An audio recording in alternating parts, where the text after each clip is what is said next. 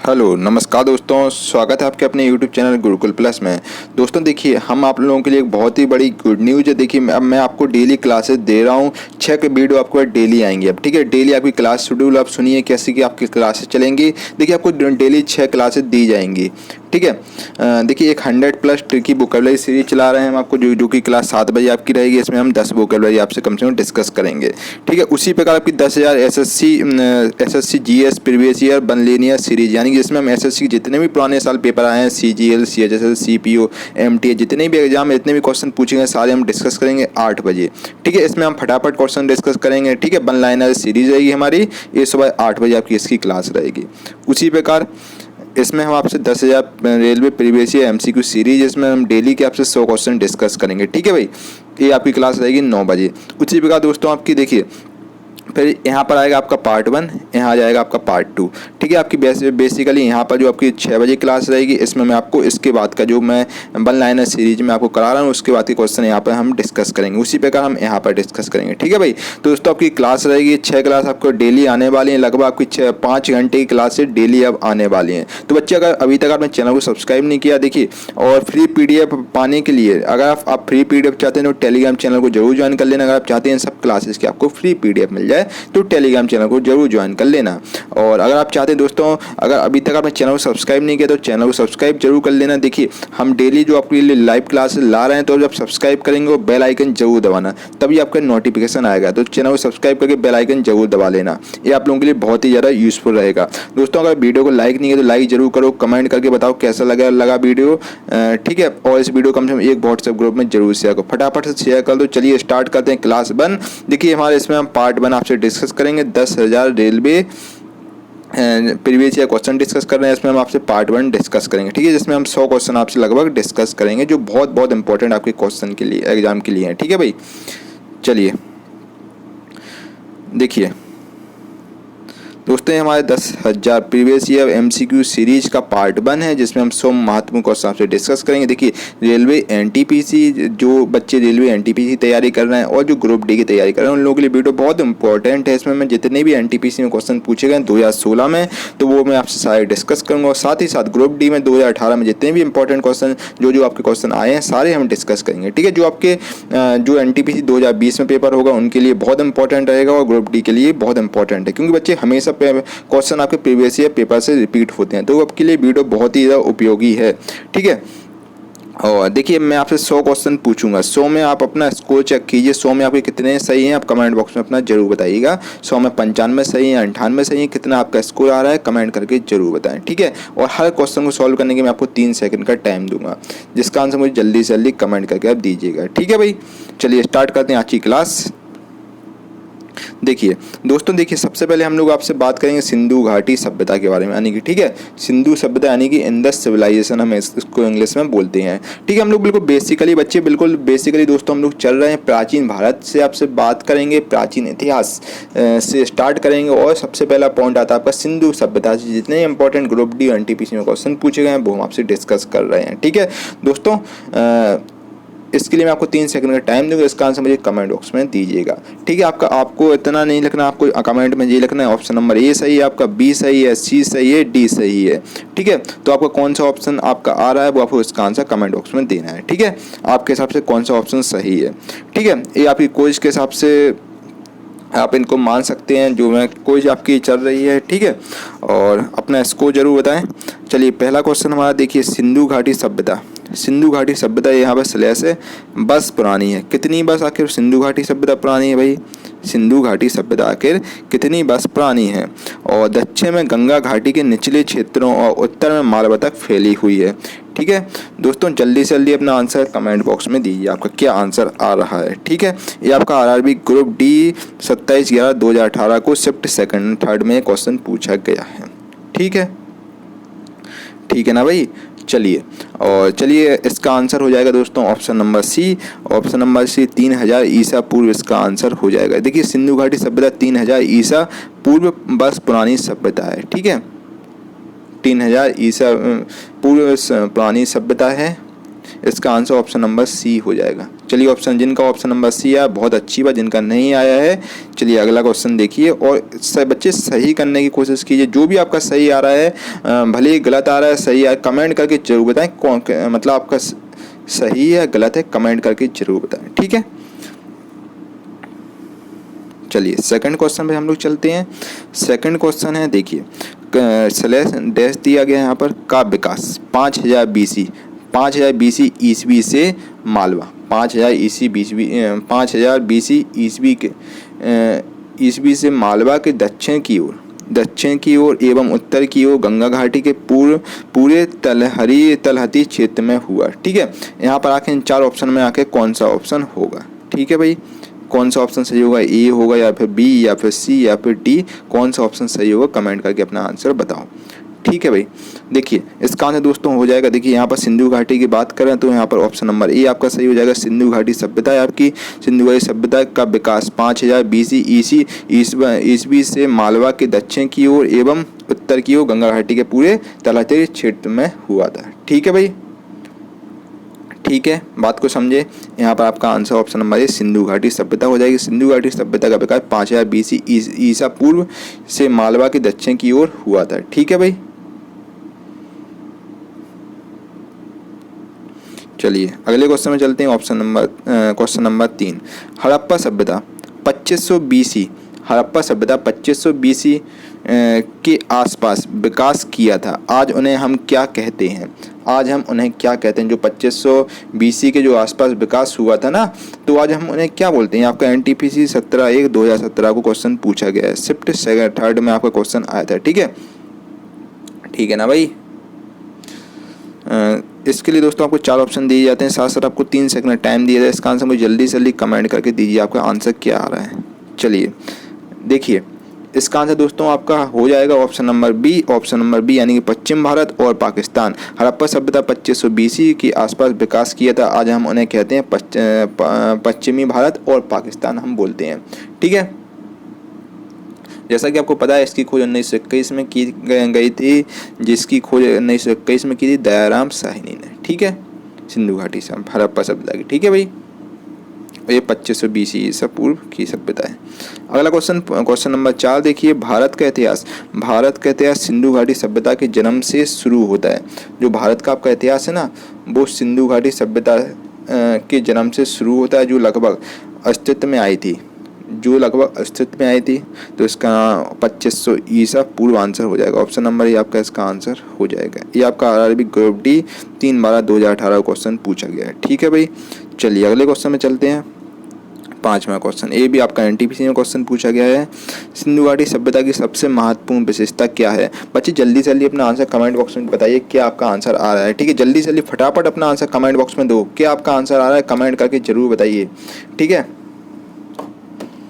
चलिए भाई शाबाश, बहुत अच्छे बच्चे, आपका आंसर बहुत सही आया है। देखिए इसका आंसर हो जाएगा ऑप्शन नंबर सी ईंट के बने भवन, ठीक है। सिंधु घाटी सभ्यता की सबसे महत्वपूर्ण विशेषता थी ईंट के बने हुए भवन, ठीक है, और जिनके रेशियो दिया गया था 4:2:1 है, ठीक है।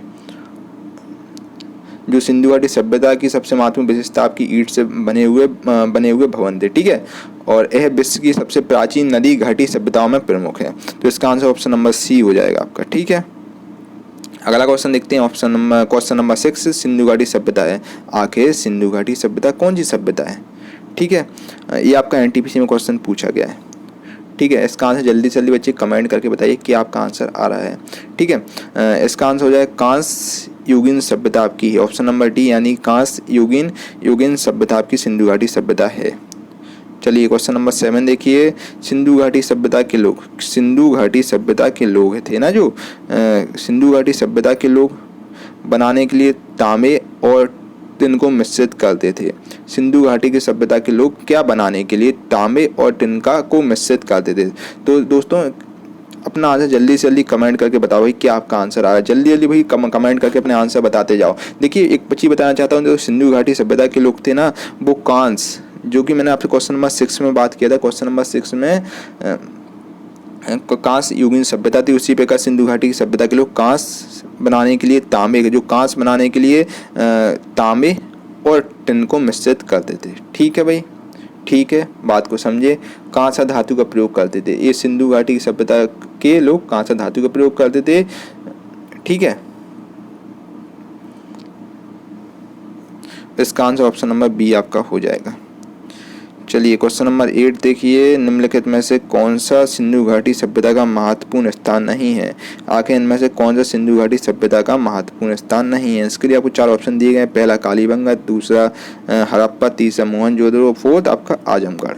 ठीक है, आरआरबी ग्रुप डी में क्वेश्चन आपका पूछा गया है। तो दोस्तों इसका ऑब्वियसली आंसर हो जाएगा, देखिए आपने पढ़ा होगा सिंधु घाटी सभ्यता में, देखिए कालीबंगा आपका स्थान है सिंधु घाटी सभ्यता का, उसी प्रकार मोहनजोदड़ो, हड़प्पा है, लेकिन आजमगढ़ नहीं है। ठीक है, तो ऑप्शन नंबर डी आपका इसका आंसर हो जाएगा। ठीक है, चलिए क्वेश्चन नंबर 9 है, मोहनजोदड़ो नाम का अर्थ है। जो मोहनजोदड़ो नाम का अर्थ आखिर क्या है।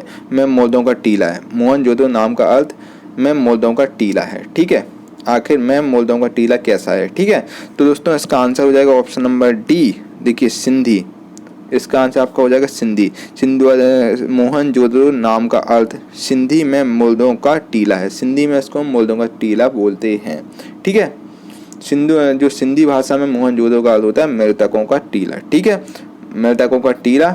ठीक है, यह दुनिया का सबसे पुराना नियोजित और उत्कृष्ट शहर माना जाता है। ठीक है, और इसका उत्खनन 1922 ईस्वी में किया गया था। 1922 में किसने किया था, देखिए भाई ये भी क्वेश्चन आता है 1922 में आखिर किसने किया था। तो राखलदास बनर्जी ने इसका उत्खनन किया था। ठीक है, चलिए ऑप्शन नंबर डी इसका आंसर हो जाएगा। चलिए अगला क्वेश्चन में चलते हैं। देखिए जल्दी फटाफट से देखते हैं भाई, जल्दी जल्दी क्वेश्चन देखते जाओ। देखो क्वेश्चन नंबर 10 है, हड़प्पा के लोग निम्नलिखित भगवान में से किसकी पूजा नहीं करते थे। इन 4 ऑप्शन में आके कौन सा सही होगा। हड़प्पा के लोग निम्नलिखित भगवान में किसकी पूजा नहीं करते थे। चलो भाई अपना आंसर जल्दी से जल्दी कमेंट करके बताओ। चलो इसका आंसर दोस्तों आपका हो जाएगा, देखिए हड़प्पा सभ्यता के लोग विष्णु भगवान की पूजा नहीं करते थे। ठीक है, बाकी शिव की पूजा करते थे, कबूतर यानी कि जो पक्षी वगैरह होते थे, पशु की पूजा करते थे। हड़प्पा सभ्यता के लोग पक्षी की पूजा करते थे, जल की पूजा करते थे, वृक्ष की पूजा करते थे, सर्प की पूजा करते थे, अग्नि आदि की पूजा हड़प्पा सभ्यता में होती थी। ठीक है, लेकिन विष्णु भगवान की पूजा हड़प्पा सभ्यता के लोग नहीं करते थे। तो ऑप्शन नंबर बी इसका आंसर हो जाएगा। ठीक है भाई, ये आपका NTPC 11/4/2016 का क्वेश्चन पूछा गया है। चलिए 11वां क्वेश्चन देखिए फटाफट से। 11वां क्वेश्चन हमारा क्या बोलता है जनाब, समझिए। सिंधु घाटी सभ्यता के लोग की पूजा करते थे। सिंधु घाटी सभ्यता के लोग किसकी पूजा करते थे। सबसे मुख्य पूजा वो सिंधु घाटी सभ्यता के लोग किसकी पूजा करते थे। ठीक है, इसका answer option number D, Pashupati की पूजा करते थे सिंधु घाटी के लोग। ठीक है, 3 मुख वाले देवता थे पशुपति, इनकी पूजा सिंधु घाटी के लोग करते थे। ऑप्शन नंबर डी इसका आंसर हो जाएगा। चलो 12वां वाला क्वेश्चन देखो, धौलवीरा एक पुरातात्विक स्थान किस समय विधि से जुड़ी हुई है। ठीक है, ठीक है, समय विधि से जुड़ी हुई है। चलो भाई इसका आंसर ऑप्शन नंबर सी हो जाएगा, सिंधु घाटी सभ्यता। ठीक है, सिंधु घाटी सभ्यता आपका ऑप्शन नंबर सी इसका आंसर हो जाएगा। अब चलते हैं दोस्तों हम लोग, देखिए अभी तक हमने आपको सिंधु घाटी सभ्यता से रिलेटेड क्वेश्चन बता दिए हैं। अब हम लोग चलते हैं वैदिक सिविलाइजेशन यानी कि वैदिक सभ्यता की ओर चलते हैं। ठीक है, वैदिक सभ्यता जितने इंपॉर्टेंट क्वेश्चन आते हैं वो मैं आपको सब बता रहा हूँ 1 बाय 1 करके। ठीक है, आपको बच्चे बदले में आपको आंसर कमेंट बॉक्स में बताना है। कितने आपके क्वेश्चन सही हो रहे हैं कमेंट करके अपने जरूर बताओ, और हर क्वेश्चन में कमेंट करके बताओ। अगर आपको लग रहा है मैं जल्दी जल्दी चीज़ें समझा रहा हूं तो उसके लिए बच्चे वीडियो को पॉज करिए और पहले खुद से क्वेश्चन प्रैक्टिस करिए। उसके बाद मतलब खुद से पहले आंसर दीजिए, फिर उसके बाद मैं आपको खैर बता ही रहा हूँ इसका सही आंसर क्या है। ठीक है भाई, तो आप खुद से अपने आंसर देते जाओ जल्दी जल्दी। ठीक है, चलो वैदिक सभ्यता बात करते हैं यानी कि वैदिक सिविलाइजेशन जिसको हम इंग्लिश में बोलते हैं। ठीक है भाई, बात को समझे हो। तो सबसे पुराना वेद है, सबसे पुराना वेद आखिर कौन सा है। सबसे पुराना वेद भाई कौन सा है, देखिए सबसे पुराना वेद भाई जल्दी जल्दी अपना आंसर दो, कमेंट करके जरूर बताओ क्या आपका आंसर आ रहा है। देखिए सबसे पुराना वेद कौन सा जी, आपका आरआरबी ग्रुप डी में क्वेश्चन पूछा गया है। ठीक है, चलो भाई शाबाश बच्चे, जल्दी जल्दी अपना आंसर कमेंट बॉक्स में कमेंट करके बताइए। देखिए दोस्तों, देखिए सबसे पुराना वेद आपका ऋग्वेद है। ऋग्वेद सबसे पुराना वेद है। ठीक है, ऋग्वेद आपका सबसे पुराना वेद है। इसमें 1028 सूत्र आपके इसमें होते हैं, ठीक है। 1028 सूत्र होते हैं, 10 मंडल आपके होते हैं और 10,462 रचनाएं होती हैं, याद रख लेना ये, ठीक है। 1028 इसमें स्रोत होते हैं, ठीक है। ये सबसे पुराना वेद, ऑप्शन नंबर डी ऋग्वेद आपका इसका आंसर हो जाएगा। चलिए अगले क्वेश्चन में चलते हैं, 14वां क्वेश्चन देखिए। ऋग्वेद में ऐसे मंत्र, ऋग्वेद में ऐसे टेस्ट दिया गया कैसे मंत्र हैं जिनमें अप्रमाणिक बलखिले भजन शामिल है, बलखिले भजन शामिल है। तो देखिए ऋग्वेद में ऐसे जो मंत्र हैं, कितने ऐसे मंत्र जिसमें अप्रमाणिक बलखिले भजन शामिल हैं, ठीक है। इन 4 ऑप्शन में आखिर कौन सा आपका आंसर, वो जल्दी से जल्दी कमेंट करके बताइए कौन सा सही आंसर है, ठीक है। तो इसका आंसर ऑप्शन नंबर बी हो जाएगा 1028, जैसे कि मैंने आपको बताया था 1028 आपकी होती हैं, ठीक है। 1028 आपके स्रोत होते हैं और स्रोत को हम बलखिले पाठ भी बोलते हैं, ठीक है। ऑप्शन नंबर बी इसका आंसर हो जाएगा, ठीक है भाई। ऑप्शन नंबर बी इसका आंसर हो गया। चलिए अगले क्वेश्चन में चलते हैं। देखिए 15वां क्वेश्चन हमारा क्या है, ऋग्वेद में मंत्र आखिर हैं, ऋग्वेद में मंत्र हैं आखिर, ये आपका आरआरबी ग्रुप डी में क्वेश्चन पूछा गया है, ठीक है। ऋग्वेद में आखिर भाई कितने मंत्र हैं, ठीक है। चलिए भाई इसका आंसर हो जाएगा ऑप्शन नंबर बी, 1028 मंत्र हैं ऋग्वेद में, ठीक है। वही क्वेश्चन एग्जाम में पूछा है, घुमा दे रहा है, ठीक है। जैसा मैंने आपको बताया था 1028 आपकी स्रोत होते हैं, वही मंत्र बोलते हैं, उन्हीं को सब कुछ बोलते हैं, ठीक है। अगला क्वेश्चन है 16वां, निम्नलिखित में से कौन सा भी जादुई अनुष्ठानों और वशीकरण के बारे में बताता है। जादुई मंत्र कौन सा होता है, जादुई मंत्र और वशीकरण के बारे में कौन सा वेद बताता है, ठीक है। चलो भाई इसका सही आंसर आपका हो जाएगा ऑप्शन नंबर ए, अथर्ववेद जादुई टोना के बारे में बताता है, ठीक है। ये आपका वशीकरण, जादुई टोना और औषधियों से संबंधित ये वेद होता है, तो ऑप्शन नंबर ए आपका आंसर हो जाएगा, ठीक है। अथर्ववेद आपका आंसर हो गया, आरआरबी ग्रुप डी में क्वेश्चन पूछा गया है। 17वां क्वेश्चन देखिए, निम्नलिखित में से कौन से वेद में संगीत का वर्णन है, ठीक है। दोस्तों देखिए अगर अभी तक आपने टेलीग्राम चैनल को ज्वाइन नहीं किया तो मैं आपको सजेस्ट करूंगा आप टेलीग्राम चैनल को जरूर ज्वाइन कर लीजिए, ये आपके लिए बहुत ही बेस्ट चैनल रहेगा, ठीक है। गुरुकुल प्लस के टेलीग्राम चैनल को जरूर ज्वाइन कर लीजिए, यहाँ पर आपको सारी फ्री PDF मिल जाएगी, जो मैं आपको क्वेश्चन समझा रहा हूँ, जो जितने मैं आपको क्वेश्चन करा रहा हूँ सबकी आपको फ्री PDF यहाँ पर मिल जाएगी। साथ ही साथ मैं दोस्तों जो आप बाजार से 500-1000 रुपये की बुक मार्केट से खरीदते हैं या फिर किंडल वगैरह से या जितने भी आप ऑनलाइन साइट से खरीदते हैं, वो आपको सब कुछ उसकी फ्री PDF यहाँ पर आपको मिल जाएगी, ठीक है। तो आपको भटकने की जरूरत नहीं, आपको सब कुछ यहाँ फ्री ऑफ कॉस्ट मिलेगा। और साथ ही साथ जो बुक्स आप जो करंट अफेयर, साथ ही आपको करंट अफेयर की डेली PDF यहाँ पर मिल जाए करेगी। तो देर किस बात की, टेलीग्राम चैनल को जरूर ज्वाइन कीजिए, मैंने डिस्क्रिप्शन में लिंक दे रखी है, वहाँ से आप इसको ज्वाइन कर सकते हैं। गुरुकुल प्लस के नाम से हमारा टेलीग्राम चैनल है, ठीक है। 17वां क्वेश्चन, निम्नलिखित में से कौन सा वेद में संगीत का वर्णन है, संगीत के बारे में आखिर कौन सा वेद बताता है, ठीक है। तो इसका आंसर हो जाएगा option number A, Samaveda. Samaveda जो होता है संगीत के बारे में बताता है, सामवेद, साम यानी संगीत, सा मतलब संगीत, सामवेद यानी संगीत के बारे में बताता है, ठीक है। संगीत के बारे में सामवेद बताता है, ठीक है। चलो अगले क्वेश्चन में चलते हैं। 18वां क्वेश्चन आपका रेलवे NTPC 18/1/2017 क्वेश्चन पूछा गया है, ठीक है। यजुर्वेद में यजुर का आखिर मतलब क्या था, जो यजुर्वेद होता है ना उसमें आखिर यजुर का मतलब भाई क्या होता है, यजुर का मतलब आखिर क्या होता है। तो इसका आंसर हो जाएगा ऑप्शन नंबर सी, बलिदान होता है इसका मतलब, ठीक है। यजुर्वेद में यजुर का मतलब होता है, यजुर यानी कि बलिदान होता है, ठीक है। चलिए अगले क्वेश्चन में चलते हैं। 19वां क्वेश्चन हमारा देखिए क्या बोलता है, निम्नलिखित में से किस वेद में बीमारियों का उपचार दिया गया है। ऐसा कौन सा वेद है जिसमें बीमारियों के बारे में, उपचार के बारे में बताया गया। जैसे मैंने आपको 16वां क्वेश्चन में बताया था कि बीमारियों का उपचार आखिर कौन सा वेद बताता है। वही एग्जाम में घुमा फिरा के बोल देता है, वही ग्रुप डी में पूछा और घुमा के थोड़ा सा घुमा दिया क्वेश्चन और NTPC ने पूछ लिया, ठीक है। जो जादुई तोड़ने वाले में बताता है वही इसका भी आंसर हो जाएगा। जैसे अथर्ववेद है आपका, अथर्ववेद में जादुई टोना, वशीकरण और बीमारियों के बारे में बताया गया था, तो ऑप्शन नंबर डी आपका अथर्व आंसर हो जाएगा, ठीक है भाई। जैसा कि मैंने आपको 16वें क्वेश्चन में बताया था, ये आपका RRB NTPC में क्वेश्चन पूछा गया है, ठीक है। क्वेश्चन नंबर 20 देखो, जल्दी जल्दी अपने भैया आंसर सॉल्व करता है। देखिए अगर NTPC दोस्तों आपका एग्जाम दे रहा है तो अब ये जो क्विज मैं आप करा रहा हूँ, ये 10,000 सीरीज आपको करा रहा हूँ, आपके लिए बहुत ही ज़्यादा यूजफुल रहने वाली है, ठीक है। आप अगर ये कर लेंगे तो आपका NTPC में एक क्वेश्चन भी बाहर नहीं जाएगा, मैं आपको गारंटी दे रहा हूँ। क्वेश्चन देखिए आप खुद देख रहे होंगे कि NTPC में 2016 में क्वेश्चन वही है और ग्रुप डी में एग्जाम में घुमा दिया है, मतलब चीज़ वही है, कंटेंट वही है, सब कुछ घुमा दिए हैं, ठीक है। रिपीट भी क्वेश्चन दोस्तों काफ़ी एग्जामिनर ने कर दिए हैं, ठीक है, आप खुद देख रहे होंगे। चलिए 20वां क्वेश्चन है, जैसे जैसे आप आगे बढ़ते जाएंगे आप अपने कमेंट बॉक्स में स्कोर जरूर बताएं कि कितने आपके क्वेश्चन सही हैं, ठीक है, कितने गलत हैं कमेंट करके जरूर बताइए। सो डेट अगर जिनके ज़्यादा गलत है मैं उनकी आगे हेल्प कर पाऊँ और भी अच्छी अच्छी वीडियो ला पाऊँ, ठीक है। और देखिए भारत का राष्ट्रीय आदर्श वाक्य है सत्यमेव जयते। सत्यमेव जयते अर्थात सत्यमेव जयते का मतलब क्या होता है? सत्यमेव जयते का के मतलब क्या होता है? तो होता है इसकी सत्य की हमेशा विजय होती है, सत्य की हमेशा विजय होती है। इसलिए दोस्तों आप धर्म के साथ चलिए, धर्म की हमेशा विजय होती है, सत्य की हमेशा जीत होती है, ठीक है। किस प्राचीन भारतीय शास्त्र से उद्धत एक मंत्र? कौन से प्राचीन शास्त्र से लिया गया है, ठीक है।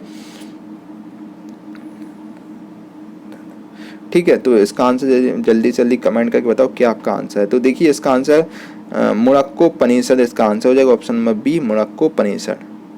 ऑप्शन नंबर बी इसका आंसर हो जाएगा, ये मुड़क्कोपनिषद से लिया गया है। यह सम्राट अशोक द्वारा बनाए गए सिंह स्तंभ यानी कि सारनाथ से लिया गया है, ठीक है भाई। और ये मुड़क्कोपनिषद से लिया गया। ये आपका आरआरबी एनटीपीसी में क्वेश्चन पूछा गया है। अगला क्वेश्चन है 21वां, निम्नलिखित में से किस उपनिषद में वसुधैव कुटुम्बकम शब्द का उल्लेख किया गया है, ठीक है। इसके लिए आपको 4 ऑप्शन दिए जाते हैं। आरआरबी ग्रुप डी में क्वेश्चन दोस्तों पूछा गया है, ठीक है आपका। चलो भाई जल्दी जल्दी अपना आंसर कमेंट बॉक्स में बताओ क्या आपका आंसर आ रहा है, ठीक है। शाबाश बच्चे, बहुत अच्छा। चलिए 21वां क्वेश्चन का आंसर देखिए, 21वें का आंसर क्या होगा? देखिए ऑप्शन नंबर ए यानी कि महा उपनिषद इसका आंसर हो जाएगा। ऑप्शन नंबर ए महा उपनिषद इसका आंसर हो जाएगा, ठीक है।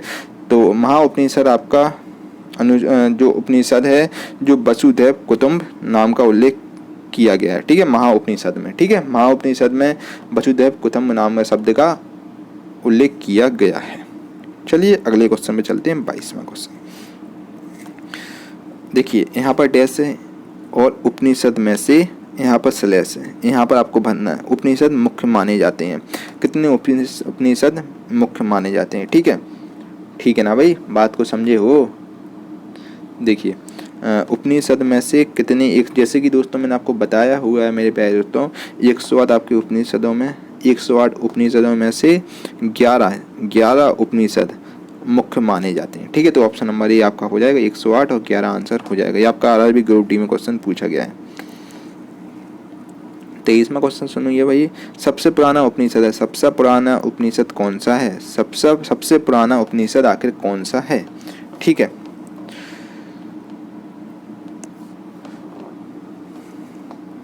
सबसे पुराना आपका उपनिषद है, तो सबसे पुराना उपनिषद आपका है छांदोग्य उपनिषद। छांदोग्य उपनिषद आपका सबसे पुराना उपनिषद है, ठीक है भाई। ये आपका आरआरबी ग्रुप डी में क्वेश्चन पूछा गया है। चलिए 24 वाला क्वेश्चन देखिए, प्रारंभिक भारतीय दार्शनिक के अनुसार प्रत्येक वस्तु मूल तत्वों से बनी है। प्रारंभिक भारतीय दार्शनिक के अनुसार जो प्रत्येक वस्तुएं हैं, प्रत्येक वस्तु जो मूल तत्व, यहाँ पर आपका स्लैश है, ठीक है। स्लैश मूल तत्वों, कितने मूल तत्वों से बनी हुई है? प्रारंभिक भारतीय दार्शनिकों के अनुसार जो प्रत्येक वस्तु आपके आखिर कितने मूल तत्वों से बनी हुई हैं? तो भाई प्रत्येक वस्तुएं आपकी 5 मूल तत्वों से बनी हुई हैं। तो ऑप्शन नंबर डी इसका आंसर हो जाएगा, ठीक है भाई। ये आपका ALP में क्वेश्चन पूछा गया था, ठीक है। 25वां क्वेश्चन देखिए, समझिए बात को।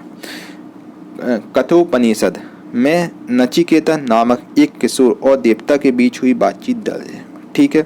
निम्नलिखित में से कौन सा देवता नचिकेता से बात कर रहा है? तो इस उपनिषद में आखिर कौन सा देवता है वो आपके नचिकेता से आखिर बात कर रहा है, ठीक है। तो देखिए इसका आंसर हो जाएगा ऑप्शन नंबर ए भगवान यम। भगवान यम कठोपनिषद में नचिकेता एवं देवता यम के मध्य हुई संवाद दर्शाता है, ठीक है। यह किसने यजुर्वेद शाखा का उपनिषद है, किसने जी आपकी शाखा का उपनिषद है? तो ऑप्शन नंबर ए इसका आंसर हो जाएगा भगवान यम और नचिकेता से इसमें बात हुई है, ठीक है, खुद दर्शाता है। चलिए 26वां अब हम बात करते हैं। देखिए अब अभी तक दोस्तों हमने आपको कंप्लीट करा दिया है वैदिक सभ्यता। अब हम आपसे बात करें 3rd वाला यानी कि महाजनपदा। देखिए 3rd वाला आपका है महाजनपद काल। महाजनपद काल इसको में इंग्लिश में बोलते हैं महाजनपदा पीरियड, महाजनपद पीरियड बोलते हैं, ठीक है भाई। 26वां क्वेश्चन देखिए, समझिए बात को। देखिए दोस्तों, कमेंट करके अपने आंसर जरूर देते जाओ। आपके कितने क्वेश्चन सही हैं कमेंट करके जरूर बताओ, ठीक है। जल्दी जल्दी अपने आंसर कमेंट करके बताइए। देखिए 26वां क्वेश्चन है, आर्य संस्कृति के सर्वोच्च काल में, आर्य संस्कृति के सर्वोच्च काल में गंगा घाटी के जनपद हैं कि जो संख्या में श्रेष्ठ थे, की संख्या में थे, महाजनपद बन गए थे। आखिर आर्य संस्कृति के सर्वोच्च काल में गंगा घाटी के जनपद में जो संख्या थी ना, में कितनी संख्या थी जो जिनको महाजनपद जो बन गए थे, ठीक है। ये 6ठी शताब्दी के बारे में बात हुई है, ठीक है। तो इसका आंसर हो जाएगा ऑप्शन नंबर ए, 16 आंसर हो जाएगा। देखिए दोस्तों, 6ठी शताब्दी के ईसा पूर्व में 16 महाजनपदों का उदय हुआ था, ठीक है। 16वीं मतलब 6ठी शताब्दी में के ईसा पूर्व में 16 महाजनपदों का मतलब उदय हुआ था, ठीक है। ये आपके बौद्ध ग्रंथ में अच्छे से बताए गए हैं। तो ऑप्शन नंबर 16 आपका आंसर हो जाएगा। यहाँ पर ग्रुप डी में क्वेश्चन पूछा गया 12/12/2018 को। अगला क्वेश्चन है, देखिए प्राचीन काल में अवध को किस नाम से जाना जाता था? प्राचीन काल में अगर अवध को आखिर कौन से नाम से जाना जाता था, ठीक है। ये आपका एनटीपीसी में दोस्तों क्वेश्चन पूछा गया, ठीक है। तो वही प्राचीन काल में अवध को आखिर कौन से नाम से जाना जाता था? कमेंट करके अपना आंसर बताओ, क्या आपका आंसर आ रहा है। तो देखिए वही प्राचीन काल में अवध को हम कौशल के नाम से जानते थे, ठीक है। अवध को कौशल के नाम से जाना जाता था, जो कि अभी फैजाबाद में, जो कि फैजाबाद आपका जो उत्तर प्रदेश में यहाँ स्थित है। फैजाबाद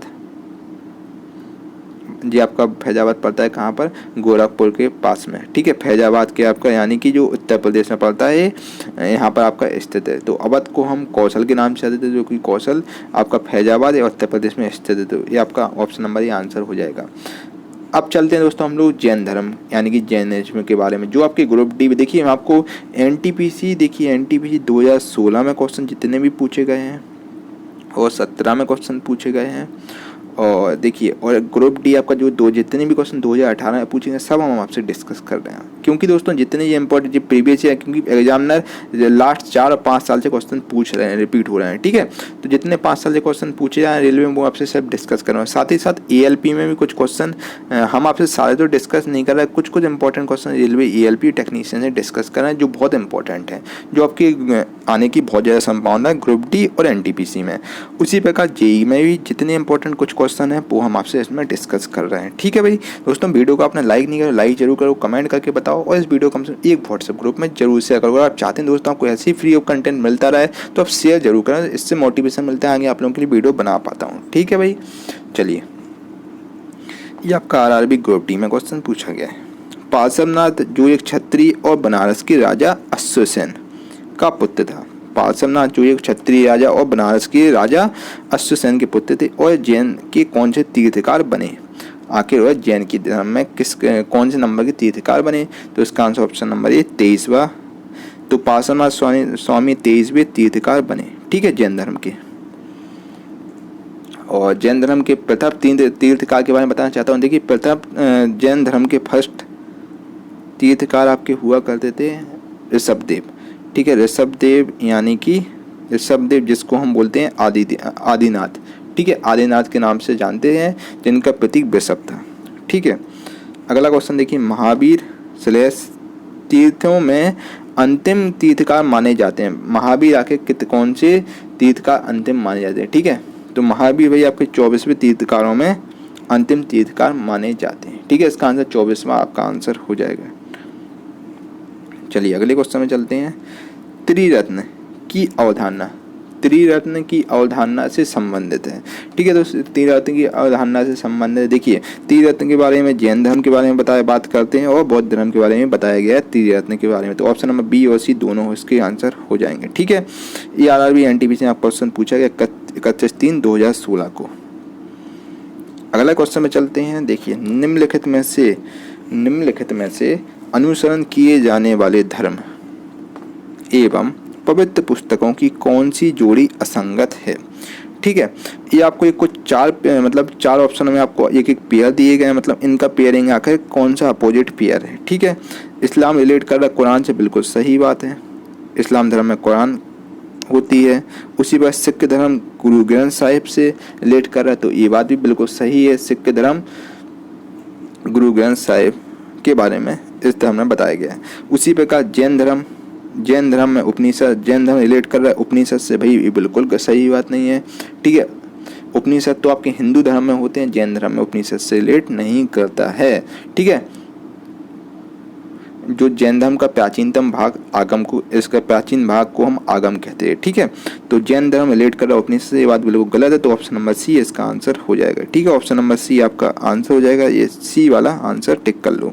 चलिए अगले क्वेश्चन में चलते हैं। देखिए अब हम आपसे दोस्तों बात कर रहे हैं बौद्ध धर्म के बारे में। ठीक है, जितने ये क्वेश्चन मैंने आपको बताया सब जैन धर्म के हो गए हैं। ठीक है, अब हम लोग बात कर रहे हैं बौद्ध धर्म के आखिर कितने क्या क्वेश्चन एग्जाम में पूछे गए हैं। सुनिए बात को।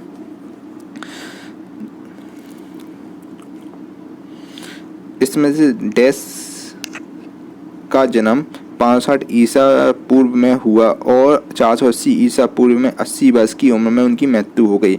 आखिर इन चार ऑप्शन महावीर, हर्ष, बुद्ध या अशोक, आखिर किनका जन्म 560 ईसा पूर्व में हुआ और 480 ईसा पूर्व में 80 वर्ष की उम्र में उनकी मृत्यु हो गई। ठीक है, तो दोस्तों देखिए इसका सही आंसर आपका हो जाएगा। देखिए वैसे तो दोस्तों इसका ऑप्शन आपका इसका कोई रिलेट नहीं कर रहा है। ठीक है, इसमें कोई भी आपका ऑप्शन सही नहीं है। ठीक है, क्योंकि दोस्तों देखिए जो आपके गौतम बुद्ध थे ना, गौतम बुद्ध का जन्म 563 ईसा पूर्व में हुआ था। ठीक है, जबकि यहाँ 560 ईसा पूर्व के बारे में बात की गई है। ठीक है, 560 ईसा पूर्व में हुआ था। ठीक है, तो दोस्तों यहाँ पर आप गौतम बुद्ध को सही कर सकते हैं, गौतम बुद्ध आपका एग्जाम में गलत नहीं करेगा। ठीक है, तो महावीर, गौतम बुद्ध भी आप इसको गौतम बुद्ध इसका आंसर हो जाएगा। ठीक है भाई, ऑप्शन नंबर सी बुद्ध आपका इसका आंसर हो जाएगा। ठीक है, option number C Buddha answer हो जाएगा। लेकिन देखिए वैसे तो ऑप्शन बच्चे गलत है। ठीक है, यहाँ पर देखिए गौतम बुद्ध का जन्म 560 ईसा पूर्व में 560 ईसा पूर्व में हुआ था। ठीक है भाई, 563 वैसे गौतम बुद्ध का जन्म 563 ईसा पूर्व में हुआ था लुम्बिनी के पास में। ठीक है, तो आपकी कपिलवस्तु लुम्बिनी में हुआ था। क्योंकि यहाँ पर देखिए 560 ईसा पूर्व काफ़ी बुक्स में इसका आंसर दिया गया ऑप्शन नंबर सी, और काफ़ी बुक्स में इसका आंसर नहीं है। ठीक है, तो अगर आ जाए तो अब इसको सही बुद्ध भी कराएंगे तो एग्जाम में गलत नहीं करेगा। ठीक है भाई, क्योंकि क्वेश्चन ही गलत है आपका, तो आपको इस वाले क्वेश्चन में क्रॉस नंबर मिल जाएंगे। ठीक है, तो ऑप्शन नंबर सी दोस्तों इसका आंसर हो जाएगा। ठीक है, बुद्ध इसका आंसर हो जाएगा। ये आपका आरआरबी ग्रुप डी में क्वेश्चन पूछा गया है। अगले क्वेश्चन में चलते हैं। देखिए अगला क्वेश्चन हमारा क्या बोलता है, किस वृक्ष के नीचे रानी माया देवी ने गौतम बुद्ध को जन्म दिया। देखिए गौतम बुद्ध की मम्मी का नाम था रानी माया देवी। ठीक है, माया देवी इनकी मम्मी का नाम था और उन्होंने कहा कि कौन से वृक्ष के नीचे इनको जन्म दिया। ठीक है, इसका आंसर हो जाएगा साल का वृक्ष।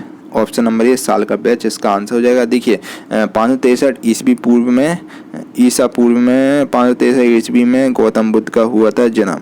ठीक है, 563 ईस्वी में गौतम बुद्ध का हो गया जन्म। अब उसके बाद उनका जन्म कहाँ हुआ था, लुम्बिनी में हुआ। लुम्बिनी यानी कपिलवस्तु की लुम्बिनी में इनका जन्म हुआ था। ठीक है, और साल के वृक्ष के नीचे इनका जन्म हुआ था। ऑप्शन नंबर ए साल का वृक्ष इसका सही आंसर है। ये आपका आरआरबी ग्रुप डी में क्वेश्चन पूछा गया है। चलिए अगले क्वेश्चन में चलते हैं। देखिए ये भी आपका ग्रुप डी में क्वेश्चन आया है, बौद्ध धर्म की नींव आखिर महान सच्चाइयों एवं अंगीय पथ पर आधारित है। ठीक है, समझिए वो बात को, देखो समझो बात को। देखिए बौद्ध धर्म की नींव महान सच्चाइयों एवं, यहाँ पर आपका डैश है। ठीक है, यहाँ पर आपका क्या आएगा, अंगीय एवं के बाद डैश है, अंगीय पथ पर आधारित है। तो इसका आंसर हो जाएगा ऑप्शन नंबर डी 4। बौद्ध धर्म की नींव 4 महान सच्चाइयों एवं 8 अंगीय पथ पर आधारित हैं। तो ऑप्शन नंबर डी इसका सही आंसर हो जाएगा। ठीक है भाई, इनकी 4 नींव इन्होंने रखी हुई थी, दुख समुदाय, दुख निरोध और दुख निरोध गामिनी प्रतिपदा। ठीक है, अगला क्वेश्चन है, निम्नलिखित में कौन सा भगवान बुद्ध की 4 महान सच्चाइयों में नहीं है। अभी मैंने आपको 4 सच्चाइयाँ बताई हैं। ठीक है, आखिर इनमें से कौन सा नहीं है। चलिए भाई जल्दी जल्दी अपने आंसर कमेंट बॉक्स में दीजिए, आपका क्या आंसर आ रहा है, आपके हिसाब से कौन सा सही ऑप्शन होना चाहिए। दोस्तों इसका आंसर ऑप्शन नंबर सी हो जाएगा, यानी कि यदि देखिए गौतम भगवान बुद्ध की 4 महान सच्चाइयों में ऑप्शन नंबर सी नहीं है। ठीक है, यदि इच्छाओं से छुटकारा नहीं मिलता है तो दुखों से निवारण हो सकता है, ये तो गौतम बुद्ध ने कहा ही नहीं है, तो ऑप्शन नंबर सी इसका आंसर हो जाएगा। ये आपका ग्रुप डी में क्वेश्चन पूछा गया है। अगला क्वेश्चन देखिए, तृप्तिक पवित्र धर्म ग्रंथ कौन से धर्म से संबंधित है। ठीक है, आखिर कौन से धर्म से संबंधित है आपका ये धर्म, तृप्तिक पवित्र धर्म ग्रंथ आखिर कौन से धर्म से संबंधित है। तो इसका आंसर ऑप्शन नंबर डी हो जाएगा, बौद्ध धर्म से संबंधित रखता है। ऑप्शन नंबर डी आपका सही आंसर है। चलो अगला क्वेश्चन देखते हैं, तृप्तिक उपदेशों का सबसे पहला संग्रह है। ठीक है, इसका आंसर बौद्ध धर्म, तो तृप्तिक बौद्ध धर्म उपदेशों का सबसे पहला संग्रह है। ठीक है, ऑप्शन नंबर सी बौद्ध धर्म इसका आंसर हो जाएगा। चलिए अगले क्वेश्चन 38 वाला क्वेश्चन देखिए, गौतम बुद्ध ने अपना प्रथम प्रवचन कहाँ दिए। बहुत बहुत इंपॉर्टेंट क्वेश्चन एग्जाम में काफ़ी बार पूछा जा चुका है, कईयों पेपर में दोस्तों क्वेश्चन पूछे जा चुका है कि आखिर गौतम बुद्ध ने अपना पहला प्रथम प्रवचन कहाँ दिया था। ठीक है भाई, तो भाई कहाँ दिया था आपके हिसाब से, तो इसका देखिए इसके लिए आपको 4 ऑप्शन दिए जाते हैं, साथ साथ आपको 3 सेकंड का टाइम दिया जाता है, जिसका आंसर मुझे जल्दी से जल्दी बच्चे कमेंट करके अपना आंसर बताइए कि आपके हिसाब से कौन सा सही ऑप्शन होना चाहिए। कमेंट करके अपना आंसर जरूर बताओ। ठीक है, चलो भाई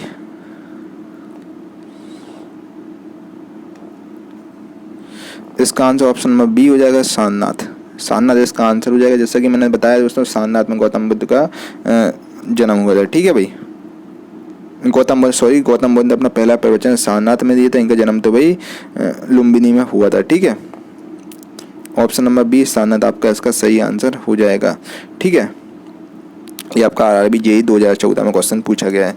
चलिए अगले क्वेश्चन में चलते हैं बिना देर किए। अगला क्वेश्चन क्या है, गौतम बुद्ध को ज्ञान कहाँ पर प्राप्त हुआ। गौतम बुद्ध को ज्ञान की प्राप्ति आखिर कहाँ पर हुई, तो इसका आंसर हो जाएगा बोधगया में गौतम बुद्ध को ज्ञान की प्राप्ति हुई। ठीक है, option number A Gautam Buddha को ज्ञान की प्राप्ति बोधगया में हुई।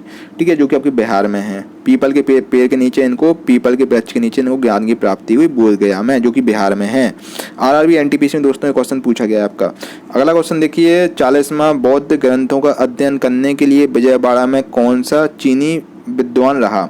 ठीक है, विजयवाड़ा में आखिर कौन सा चीनी विद्वान रहा जिसने बौद्ध ग्रंथों का अध्ययन किया, मतलब बौद्ध ग्रंथ का अनुयायी था वो। ठीक है, वो चीनी विद्वान था जिन्होंने विजयवाड़ा में इनका अध्ययन किया, तो इसका आंसर हो जाएगा ऑप्शन नंबर बी जुआनजांग नाम के एक चीनी विद्वान रहा विजयवाड़ा में। ठीक है, जिन्होंने बौद्ध ग्रंथ का अध्ययन किया। ऑप्शन नंबर बी इसका आंसर, ये ग्रुप डी में क्वेश्चन पूछा गया आपका। चलिए अगले क्वेश्चन में चलते हैं। अगला क्वेश्चन कहाँ गया,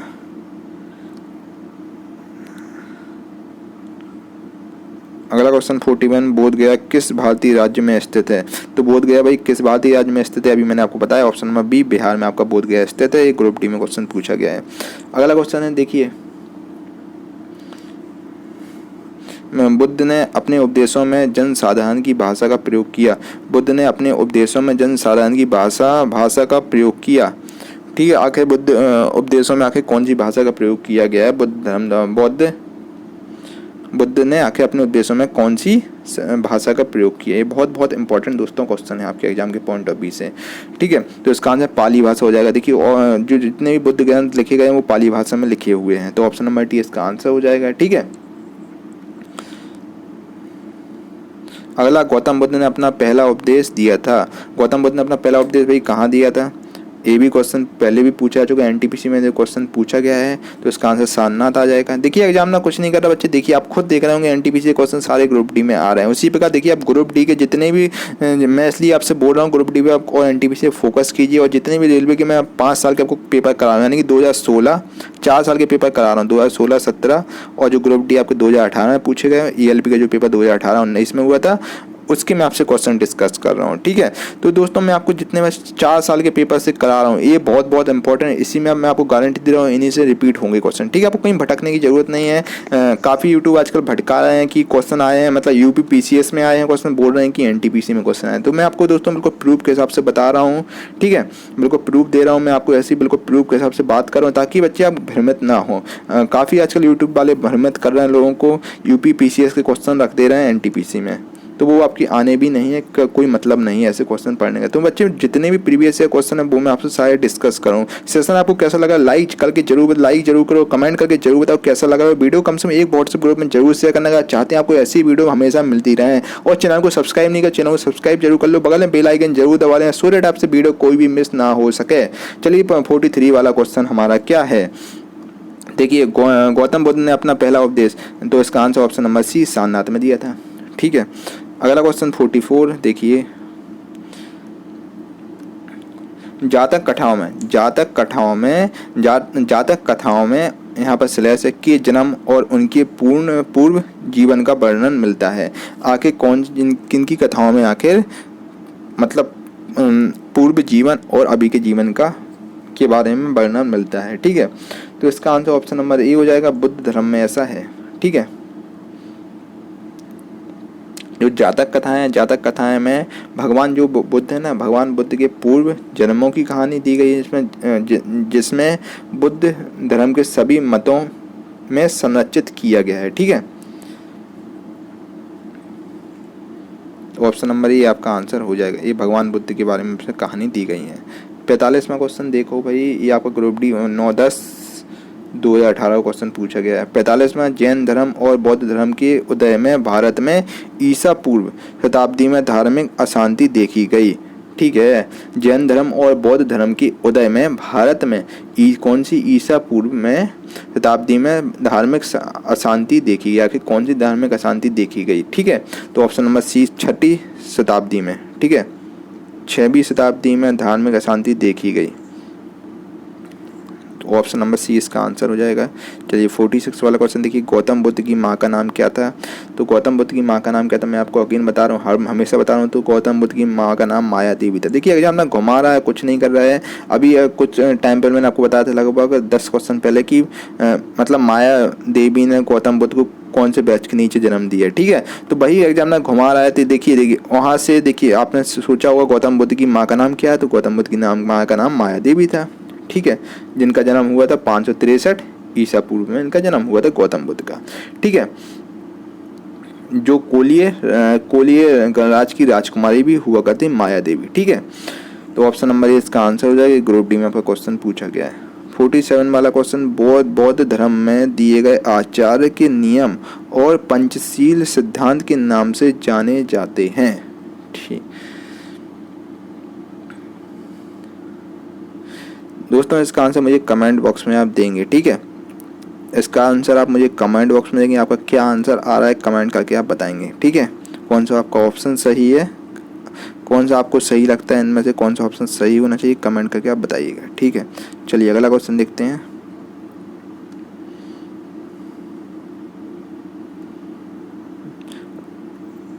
स्लैश वास्तुकला में मुख्य रूप से चैत्य, विहार, स्तूप और स्तंभ होते हैं। वास्तुकला में मुख्य रूप से चैत्य, विहार स्तूप और विहार देखिए समझिए बात को, यहाँ पर स्लैश दिया गया। वास्तुकला में मुख्य रूप से चैत्य, विहार, फिर कॉमा, फिर स्तूप और फिर स्तंभ होते हैं, ठीक है।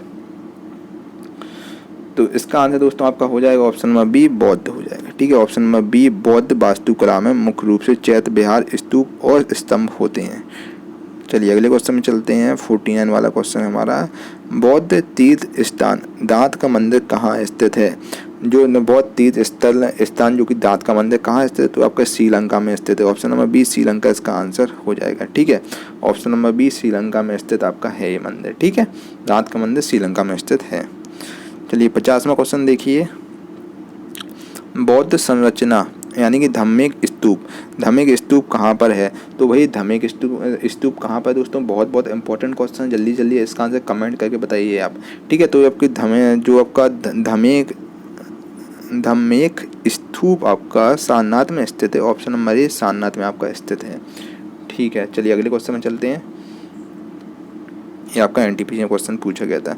अगला क्वेश्चन है बोरोबुदुर बौद्ध मंदिर कहाँ स्थित है। बोरोबुदुर बौद्ध मंदिर आके कहाँ स्थित है। ऑप्शन नंबर सी इंडोनेशिया में आपका स्थित है। ठीक है, इंडोनेशिया में स्थित है। एनटीपीसी 12/4/2016 क्वेश्चन पूछा गया आपका। ठीक है, तो इंडोनेशिया में बोरोबुदुर बौद्ध मंदिर स्थित है। ठीक है,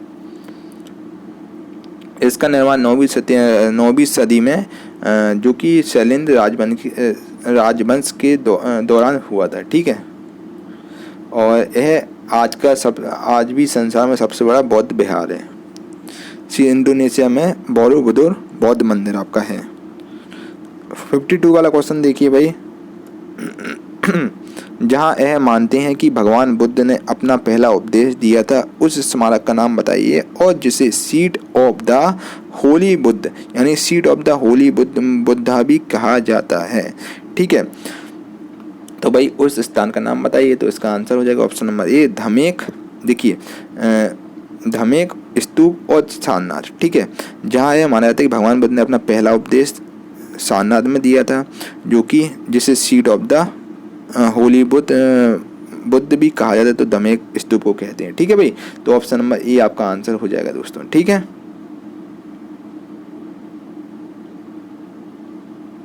और इसको धमेक स्तूप किसने बोला था, ये एग्जाम में क्वेश्चन काफी बार पूछा जा चुका है। देखिए धमेक स्तूप का नाम आखिर किसने रखा था इसका। ठीक है, तो सम्राट अशोक ने धमेक स्तूप पर नाम रखा था। ठीक है, और सम्राट अशोक बौद्ध धर्म के अनुयायी थे। ठीक है, बौद्ध धर्म के फॉलोवर्स थे सम्राट अशोक। इसका आंसर ऑप्शन नंबर ए हो जाएगा। चलिए अगले क्वेश्चन में चलते हैं। 53 वाला क्वेश्चन, निम्नलिखित में से कौन सा एक बुद्ध की शिक्षाओं का संग्रह है। निम्नलिखित में कौन सा एक बुद्ध की शिक्षाओं का संग्रह है। इन चारों ऑप्शन आपको दिए गए हैं, आपको कौन सा ऑप्शन सही लगता है आंसर जल्दी से जल्दी कमेंट करके अपना आंसर दीजिए आप।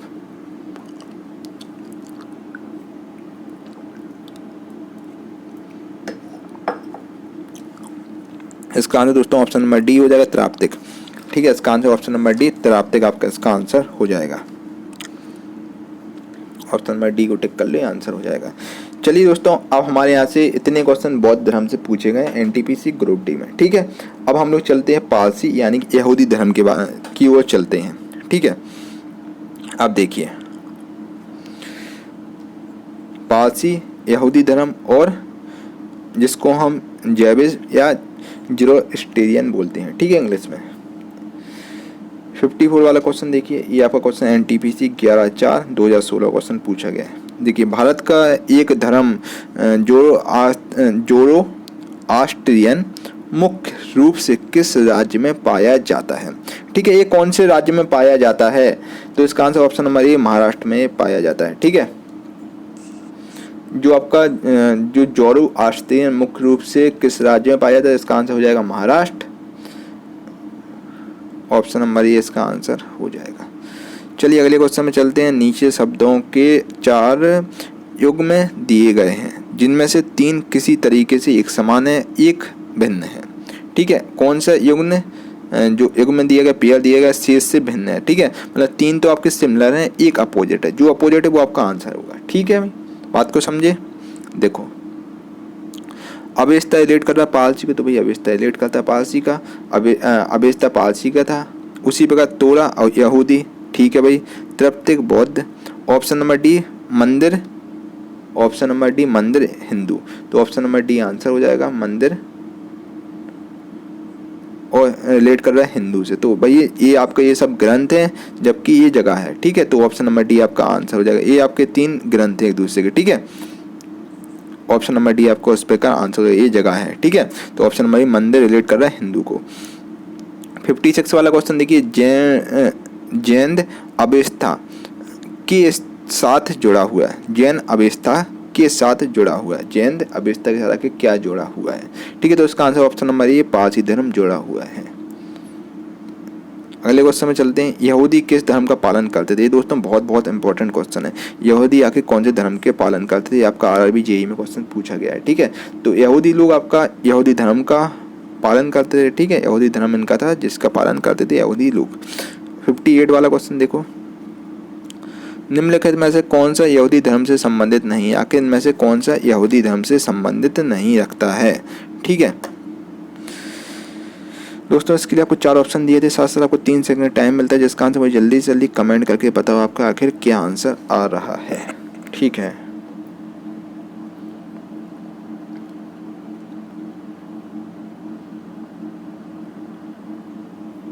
देखिए दोस्तों, जैसा कि आप जानते हैं, मैं आपको एक चीज़ बताना चाहता हूँ। देखिए यहूदी लोग थे ना, यहूदी लोगों की जो धर्म भाषा थी, यहूदी लोगों की जो धर्म भाषा थी वो इब्रानी थी, इब्रानी थी। और यहूदी धर्म ग्रंथ का नाम, जो यहूदी जो धर्म ग्रंथ है ना इनका, इसका नाम क्या था? इसका नाम था आपका तनक, तनक आपका इसका नाम था। ठीक है, और यह इब्रानी भाषा से लिया गया है। तो इसका आंसर दोस्तों आपका हो जाएगा 58 वाले का ऑप्शन नंबर बी, तोरा। ऑप्शन नंबर बी, तोरा आपका इसका आंसर हो जाएगा। चलिए दोस्तों, अगले क्वेश्चन में चलते हैं। अब हम बात कर रहे हैं मौर्य साम्राज्य के बारे में। ठीक है, मौर्य साम्राज्य से रिलेटेड जितने क्वेश्चन आते हैं वो हम आपसे सब डिस्कस कर रहे हैं। 59 वाला क्वेश्चन देखिए, सम्राट अशोक ने बौद्ध धर्म के आदर्शों के प्रचार के लिए धर्म प्रचारकों को दूर दराज के स्थान पर भेजा, ताकि लोग भगवान बुद्ध की शिक्षाओं द्वारा अपने जीवन को प्रेरित कर सकें। जो उनकी शिक्षाएं थी उनको प्रेरित कर सकें। इन धर्म प्रचारकों में उनका पुत्र का नाम क्या था आखिर, और पुत्री भी शामिल थी। ठीक है, उनके पुत्र सम्राट अशोक, देखिए सम्राट अशोक दोस्तों एक कर्रे फॉलोअर्स थे, महावीर बुद्ध धर्म के कर्रे अनुयायी थे। ठीक है, तो उन्होंने अपने मतलब बौद्ध धर्म के प्रचार के लिए मतलब दूर दराज के स्थानों पर लोगों को भेजा, ताकि लोग भगवान बुद्ध की शिक्षाओं द्वारा अपने जीवन को प्रेरित कर सकें। और इन धर्म प्रचारकों में उनका पुत्र था और उसकी पुत्री भी शामिल थी। आखिर पुत्र का नाम क्या था? ठीक है दोस्तों, जल्दी जल्दी अपना आंसर कमेंट करके बताओ। देखिए श्रीलंका भेजा गया था। मैं आपको एक चीज़ बताना चाहता हूँ, देखिए इनका प्रचार करने के लिए बौद्ध धर्म का श्रीलंका भेजा गया था। ठीक है, और इनके पुत्र का नाम था महेंद्र, और पुत्री का नाम था संघमित्रा। ऑप्शन नंबर सी इसका आंसर हो जाएगा। ठीक है,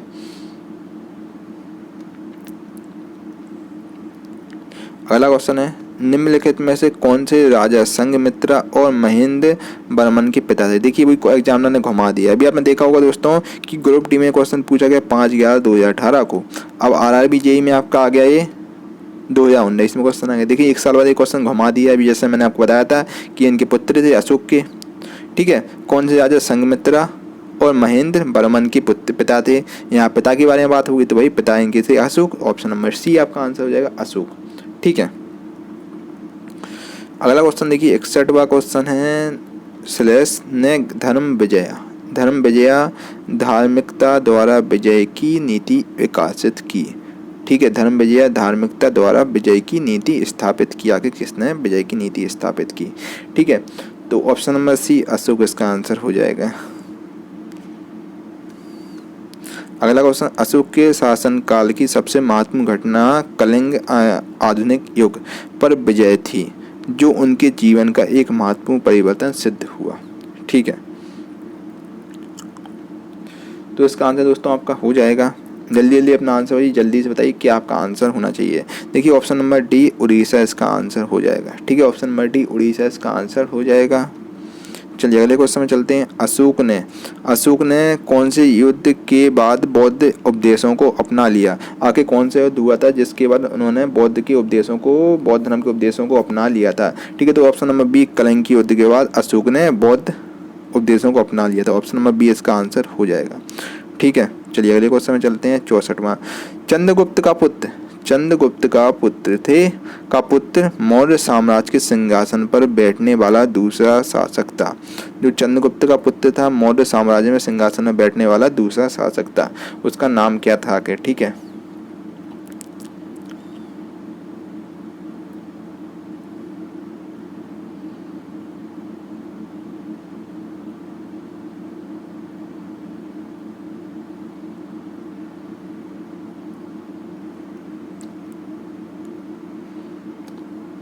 तो दोस्तों इसका आंसर आपका हो जाएगा बिंदुसार। ठीक है, ऑप्शन नंबर डी बिंदुसार आपका इसका आंसर हो जाएगा। ऑप्शन नंबर डी बिंदुसार इसका आंसर हो जाएगा। चंद्रगुप्त के पुत्र का नाम था बिंदुसार। ठीक है, और यह दूसरा शासक था जो कि सिंहासन पर बैठा हुआ था। ठीक है, तो ऑप्शन नंबर डी आंसर हो जाएगा। चलिए अगले क्वेश्चन में चलते हैं। देखिए दोस्तों, देखिए इसके बारे में, बिंदुसार के बारे में बहुत कहानियाँ हैं, बहुत चीज़ें हैं, इतना हमारे पास टाइम नहीं कि आप बिल्कुल डिटेल में बताएं। अगर आप चाहते हैं आपको बहुत चीज़ें मैं डिटेल में बताऊं, बिल्कुल चीज़ें डिटेल में बताऊं, तो आपको उसके लिए ज़्यादा से ज़्यादा कमेंट करना और सो डेट मैं डिटेल में बताऊँ। बच्चे जब मैं डिटेल में बताता हूँ आप लोग कमेंट करें सर जल्दी जल्दी बताइए क्वेश्चन, ताकि हमारी ज़्यादा से ज़्यादा हम क्वेश्चन प्रैक्टिस कर सकें, ज़्यादा से ज़्यादा हम मतलब क्वेश्चन सॉल्व कर सकें, इसलिए मैं आपको इतनी डिटेल में नहीं बता रहा हूँ। ठीक है, बिंदुसार के बारे में बहुत कहानियाँ हैं। ठीक है, 65वां क्वेश्चन देखो, सम्राट अशोक का पुत्र था। सम्राट अशोक का पुत्र था जो मौर्य वंश से संबंधित था। ठीक है, एग्जाम ने वो ही घुमा दिया है। ठीक है, तो इसका आंसर बिंदुसार हो जाएगा। Option number C Bindusara answer हो जाएगा। ये दोस्तों आपको ग्रुप डी 8/10/2018 क्वेश्चन में भी पूछा गया था, और 15/10/2018 को भी यही क्वेश्चन आया। एग्जाम ने घुमा दिया, कुछ नहीं है। ठीक है, अगला क्वेश्चन, सम्राट अशोक किसके उत्तराधिकारी थे। सम्राट अशोक आखिर किसके उत्तराधिकारी थे, तो सम्राट अशोक बिंदुसार, देखिए सम्राट अशोक आखिर किसके उत्तराधिकारी थे, तो सम्राट अशोक भाई बिंदुसार के उत्तराधिकारी थे। ठीक है, मौर्य वंश का संस्थापक थे चंद्रगुप्त मौर्य। एक सेकंड, देखिए दोस्तों, सम्राट अशोक आखिर किसके उत्तराधिकारी थे, ये आपका क्वेश्चन है। तो ऑप्शन नंबर बी बिंदुसार आपका इसका आंसर हो जाएगा। सम्राट अशोक के उत्तराधिकारी बिंदुसार के उत्तराधिकारी थे सम्राट अशोक। ठीक है, सम्राट अशोक बिंदुसार के उत्तराधिकारी थे। ठीक है, इसका आंसर ऑप्शन नंबर बी हो जाएगा।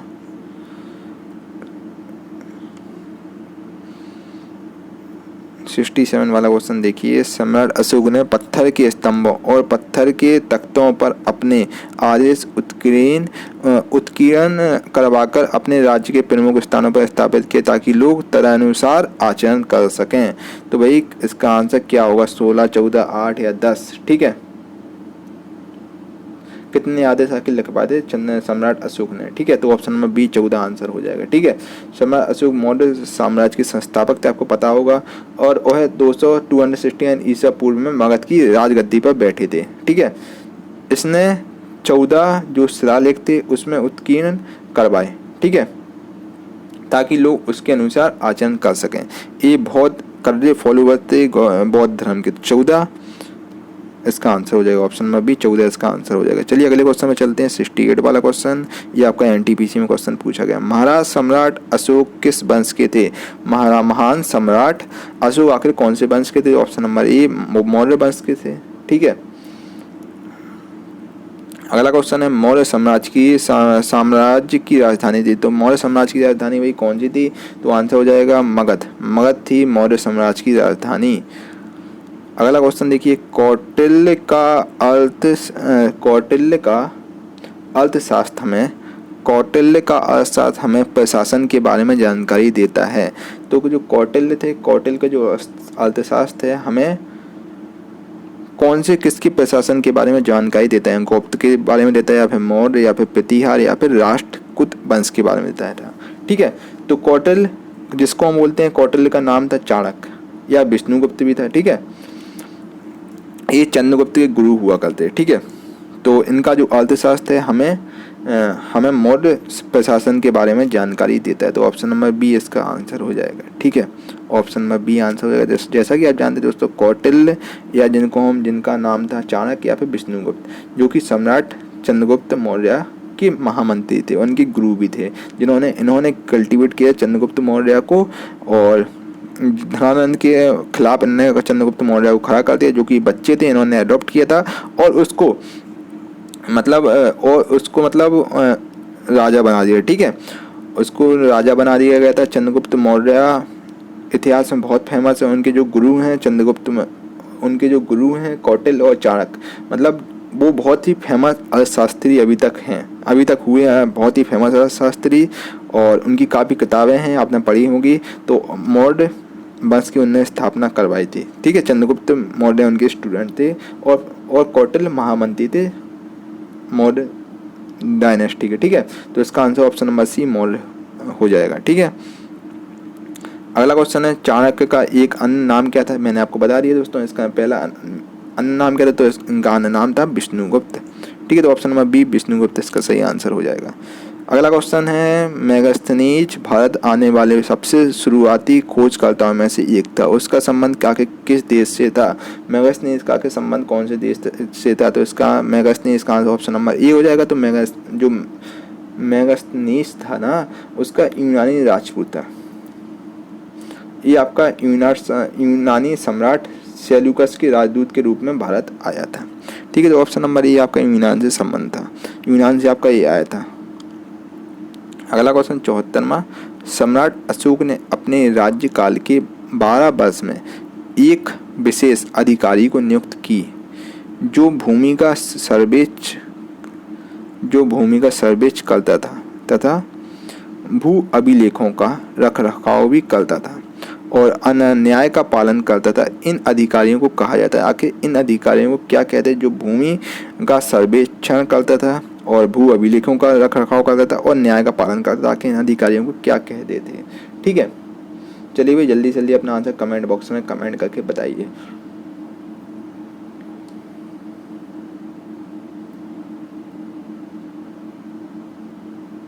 तो दोस्तों इन अधिकारियों को हम कहा जाता था रज्जुक इन अधिकारियों को कहा जाता था। ठीक, ऑप्शन नंबर सी रज्जुक आपका आंसर हो जाएगा।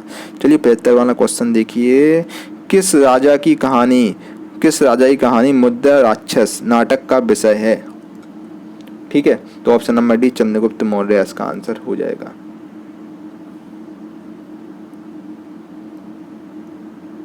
चलिए अगला क्वेश्चन है मौर्य वंश को किस वंश ने समाप्त किया? आखिर मौर्य वंश को आखिर कौन से वंश ने समाप्त कर दिया था? ठीक है, तो मौर्य वंश को भाई शुंग वंश ने समाप्त कर दिया था। ठीक है, मौर्य वंश के अंतिम शासक थे बृहद्रथ की हत्या उसके सेनापति पुष्यमित्र शुंग ने कर दी और वो गद्दी पर बैठ गया।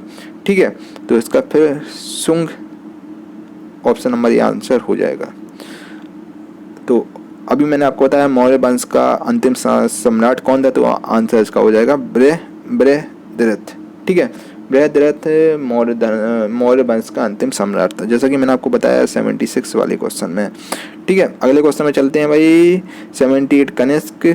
देखिए अब दोस्तों हम लोग बात कर रहे हैं आपसे मौर्योत्तर काल यानी कि पोस्ट मॉडर्न पीरियड के बारे में बात कर रहे हैं। ठीक है, कितने क्वेश्चन पूछेंगे वो आपको सब बता रहे हैं। देखिए कनिष्क आखिर किस वंश से संबंधित थे? ये बहुत इंपॉर्टेंट क्वेश्चन है। आखिर कनिष्क किसके वंश से संबंधित रखते थे? ठीक है, संबंध रखते थे कनिष्क आपके कुषाण वंश से संबंधित रखते थे। ठीक है, तो ऑप्शन नंबर सी आपका जो कनिष्क थे कुषाण वंश का सबसे प्रतापी राजा कनिष्क हुआ करते थे। ठीक है, कनिष्क कुषाण वंश के सबसे ज्यादा मतलब प्रतापी शासक थे। 79 वाला क्वेश्चन देखो, कनिष्क कौन से वंश के संस्थापक थे? तो भाई आपके कुषाण वंश के थे। ऑप्शन नंबर बी इसका आंसर हो जाएगा, जैसा कि अभी मैंने बताया है। दोस्तों कुल मिलाकर आप देख रहे हैं क्वेश्चन रिपीट हो रहे हैं। देखिए एनटीपीसी 2016 में जो क्वेश्चन आया है, जो आपका आरआरबी जेईई 22 तारीख को क्वेश्चन पूछा गया, उसी प्रकार का क्वेश्चन आपका 30 तारीख को आया है। ठीक है, तो मतलब आप देख रहे होंगे क्वेश्चन रिपीट हो रहे हैं। एनटीपीसी में क्वेश्चन पूछे जाते हैं भाई, ग्रुप डी में हो रहा है। मतलब कुल मिलाकर जितने मैं आपको दोस्तों क्वेश्चन 10,000 क्वेश्चन कराऊंगा, इससे बार आपका एक क्वेश्चन भी नहीं जाएगा। मैं आपको गारंटी दे के बोल सकता हूँ कि इससे बार आपका एक क्वेश्चन भी नहीं जाएगा।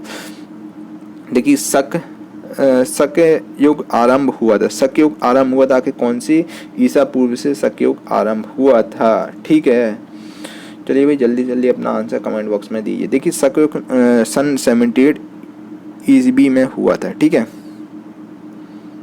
81 वाला क्वेश्चन, कुषाण राजाओं में सबसे मशहूर जो कुषाण राजाओं में सबसे मशहूर राजा कौन थे? जो कुषाण राजवंश के तीसरे शासक थे और जो कुषाण राजवंश के तीसरे शासक हुआ करते। ठीक है, तो कुषाण राजाओं में सबसे मशहूर राजा आखिर कौन से थे? आपको 4 ऑप्शन दिए गए हैं, जल्दी जल्दी अपना आंसर कमेंट बॉक्स में दीजिए। तो इसका आंसर दोस्तों कनिष्क फेमस राजा हुआ थे। कुषाण राजाओं में सबसे मशहूर राजा कनिष्क हुआ करते। ठीक है, जो तीसरे शासक थे कुषाण राजवंश के।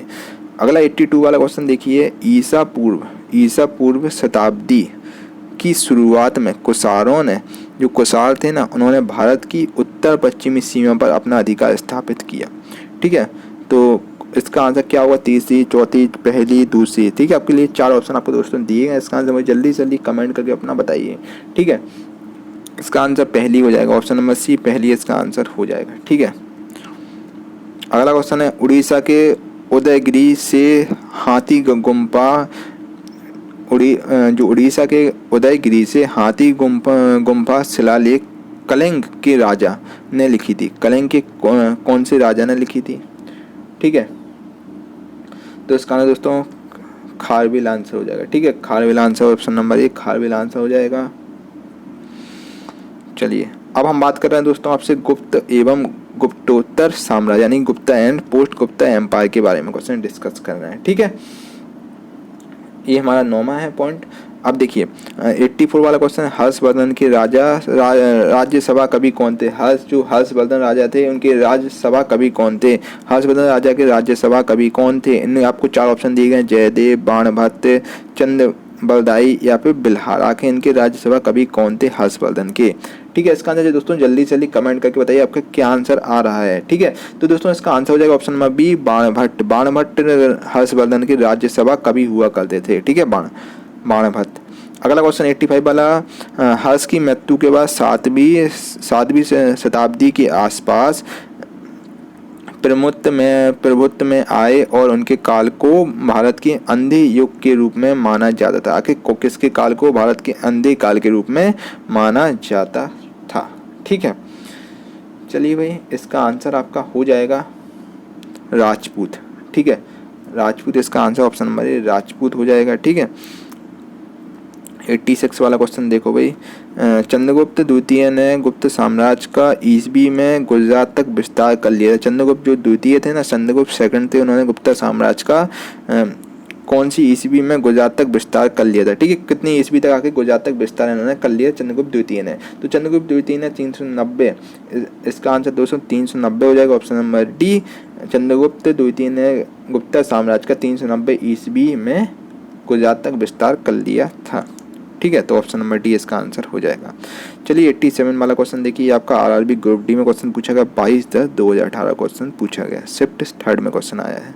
अगला क्वेश्चन, चीनी यात्री यानी कि इटिनसंग यानी कि आइटसंग में 3 वर्ष ठहरकर संस्कृत सीखी थी। ठीक है, चीनी यात्री था इटिनसंग था जिन्होंने 3 वर्ष ठहरकर संस्कृत सीखी हुई थी। ठीक है, उसका नाम क्या था आगे? तो इसका वही नाम था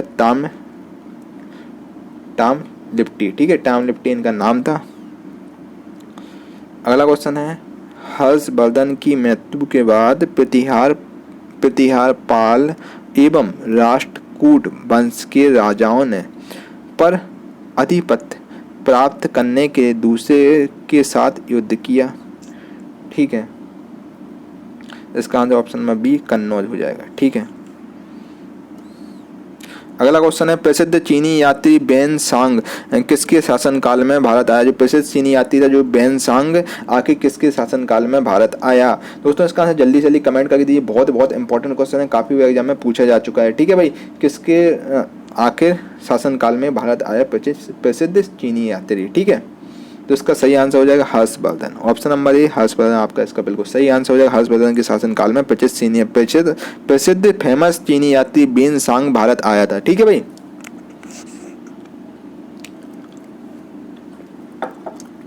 चलिए अगले क्वेश्चन में चलते हैं। देखिए 90 वाला क्वेश्चन है, आरआरबी ईएलपी में क्वेश्चन पूछा गया है। एक चीनी बौद्ध भिक्षु था जिसने नालंदा में बौद्ध शास्त्रों का अध्ययन किया और 627 से 643 ईस्वी तक भारत की 17 वर्ष की लंबी यात्रा के लिए प्रसिद्ध था जो। ठीक है, इसका आंसर ऑप्शन नंबर सी हो जाएगा आपका। ठीक है, हुन संघ आपका इसका आंसर हो जाएगा। ठीक है, हैन संघ आपका इसका आंसर हो जाएगा, ऑप्शन नंबर सी इसका आंसर हो जाएगा। ठीक है, चलिए अगले क्वेश्चन में चलते हैं। 91 वाला क्वेश्चन, इसमें कौन सा चीनी यात्री नालंदा आया और छात्र और शिक्षक दोनों के रूप में रहा? आखिर इन 4 ऑप्शनों में बच्चे कौन सा ऑप्शन सही होगा? आखिर कौन सा चीनी यात्री आया नालंदा आया और छात्र और शिक्षकों के रूप में काम किया रूप में रहा? नालंदा आप जानते हो, नालंदा बिहार में आपकी यूनिवर्सिटी थी। ठीक है, यहाँ पर शिक्षक और छात्र के रूप में रहा। ठीक है, कौन सा चीनी यात्री आखिर नालंदा आया? ठीक है, तो इसका आंसर दोस्तों हो जाएगा ऑप्शन नंबर सी, जैसे कि मैंने अभी बताया आपको, हुन संघ आपका इसका आंसर होगा। हुन संघ आपका इसका आंसर हो जाएगा। हुनसांग आपका आया था और नालंदा में छात्र और शिक्षक के रूप में काम किया में रहा। ठीक है। 92 क्वेश्चन है, चौथी शताब्दी की शुरुआत में गुप्तों छोटा सा साम्राज्य स्थापित कर लिया था। चौथी शताब्दी की शुरुआत में गुप्तों ने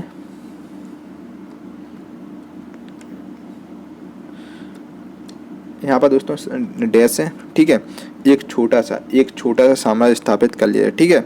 यहाँ पर देखिए आप समझिए बात को, चौथी शताब्दी की शुरुआत में गुप्तों ने यहाँ पर एक छोटा सा साम्राज्य स्थापित कर लिया। यहाँ पर डैश है, यहाँ पर है एक छोटा सा साम्राज्य स्थापित कर लिया।